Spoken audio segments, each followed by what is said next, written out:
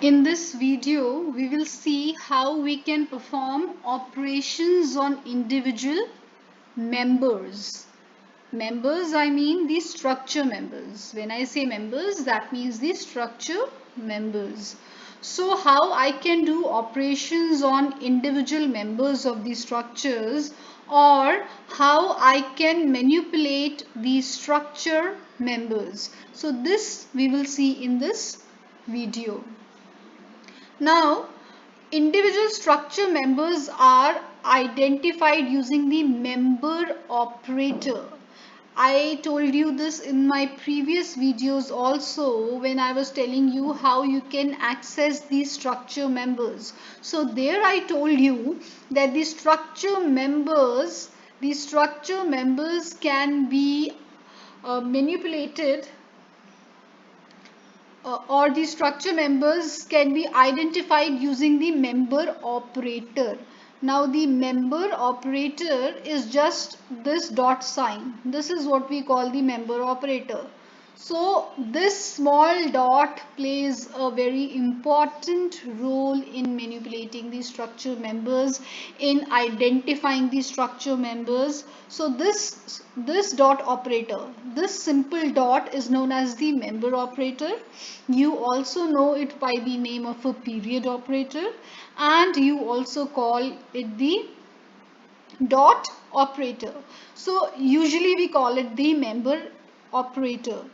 So any structure member is identified using the member operator. That means the structure member, then the member operator, and the variable name. That is how you the variable name, then the dot operator, and the structured member. This is how you identify a variable, a complete variable, or a structure member. I will give you an example, though we have seen this example many times in my previous videos also. Suppose I say struct stood. Struct stood, where stood is the name of the structure, and by now you know that struct is the keyword. So after this I will declare the members of the structure. Say one member is the age, so I say int age. Say another member is the marks, so I say int marks, right? So like this. And then say I want to declare the variable with the declaration of the structure itself, with the definition of the structure itself. So how will I declare the variable here? Suppose I have two variables, student1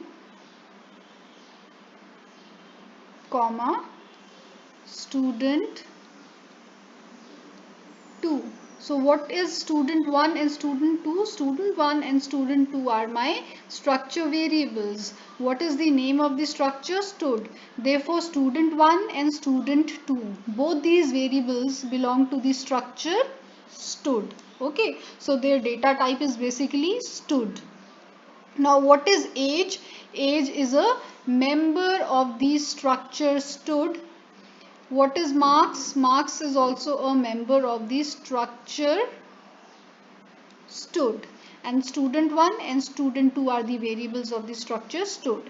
So how will this member become meaningful? When I say age, it does not have any meaning. When I say just marks, it does not have any meaning.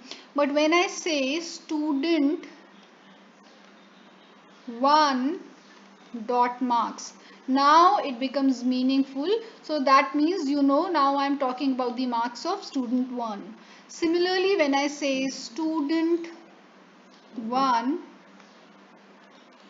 dot age, now it becomes meaningful. So now you know that I'm talking about the age of student 1, right? So this is what this first line is saying here, that individual structure members are identified using the member operator. How do you identify the members? Marks is a member, age is a member. So how do you identify these individual structure members? Using this member operator, right? So the variable name followed by the member operator and then the individual member gives meaning to the members. So then you can identify the structure members.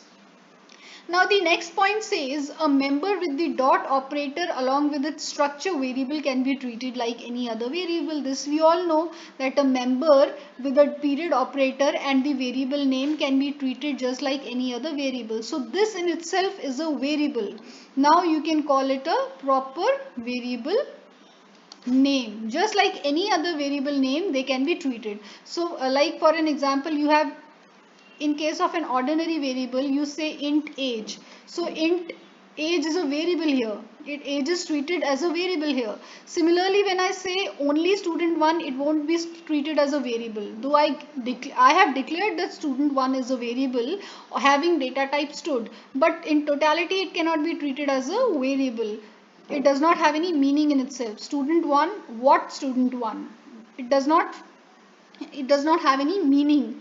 Now age is a member, but what age? Whose age? So individually it does not have any meaning. But when the member operator, the individual member and the structure variable are combined together, then they can be treated as like an ordinary variable is treated. Then they can be considered as a proper variable with a meaning. Just like you treat age here in case of an ordinary variable, here you can treat student dot age like that variable. So alone the variable name or alone the individual member do not have any meaning. They become meaningful only when they are combined together with a dot operator in between. So this is what the second statement is saying, that the member with the dot operator, member marks with the dot operator along with its structure variable student1, now it can be treated like any other variable. So just like you treat int age, you can also treat student1 dot age.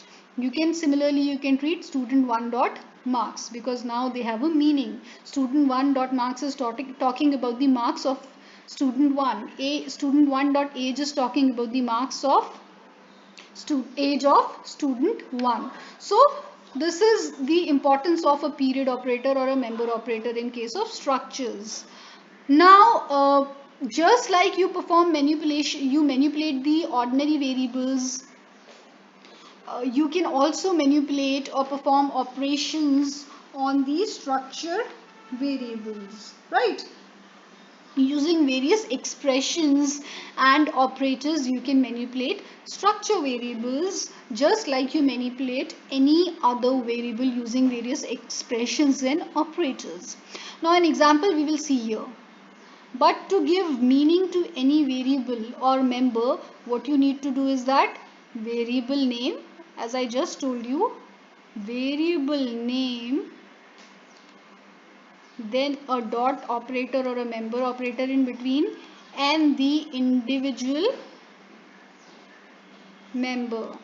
So the variable name followed by a member operator and then the individual member gives meaning to the member and the variable, and then they can be treated as any ordinary variable. So student1 dot number equal 101. Now this is what I am doing here. I am manipulating the structure variable. So just like I say, for example, in case of an ordinary variable, I would have written marks. If it was not structures, I would have written if marks equals to I'm sorry, if it, for example, if it was an ordinary program and not a structure, so if in that case I would have written if roll number equal 101. So similarly here in case of structures, I write it like this: if student1 dot number equal 101. So in that case student1 dot marks plus equals to 10. This is how I can write. So if what am I checking? I am checking that if the roll number or the number of student1 is equals to 101, in that case increment his marks by 10. So this is how I do it. In a normal case I would have done marks plus equals 10, right? In the case of a normal or ordinary variable, this is how I would have done it. But in case of the structure variable, as you know that how do we do it? Student1 dot marks plus equals to 10. Equally, I could write this like this also. Marks equals to marks plus 10. So both these statements are same. Either you write marks plus equals to 10 or you write marks equals to marks plus 10. This means the same. So this is what I have done here. Either I can write student1 dot marks plus equals to 10, or you can write student1 dot marks equals to student1 dot marks plus 10. So you can write either way, but since this is a lengthy way of writing, so we usually avoid this. How do we write? Student1 dot marks plus equals to 10. So just like you manipulate any ordinary variable, you can manipulate a structure variable also. What am I doing here? How am I manipulating here? I am checking that if the roll number or number of student 1 is equal to 101, in that case increment his marks by 10.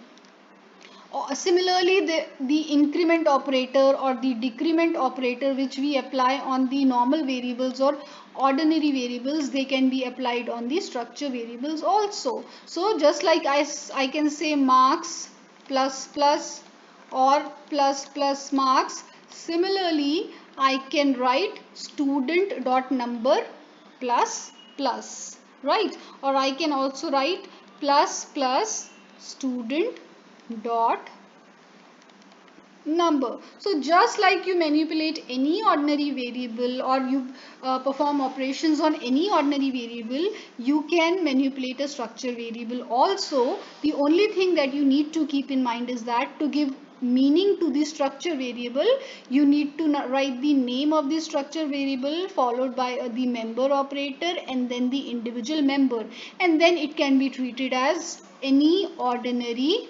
variable, any ordinary meaningful variable it can be treated as. And then you can manipulate the structure variables in similar manner like you manipulate ordinary variables. You can use the assignment operators, you can perform operations on them. So like the increment operator, the decrement operator also you can use here. Instead of plus plus, you can write structure number minus minus also. So any operation that you perform on the normal or ordinary variables, so all those operations you can perform on the structure variables also, right? Like the assignment operators, the increment operators, the decrement operators. So adding value to the particular variable, subtracting a value from the particular variable, any such operation that you perform on an ordinary variable, all those operations you can perform on the structure variables also. Just one thing, that to give meaning to a structure variable and a member, you need a dot operator or a member operator in between, and then you can manipulate them exactly in the same manner as you manipulate any ordinary variable. So this was all about operations on individual members.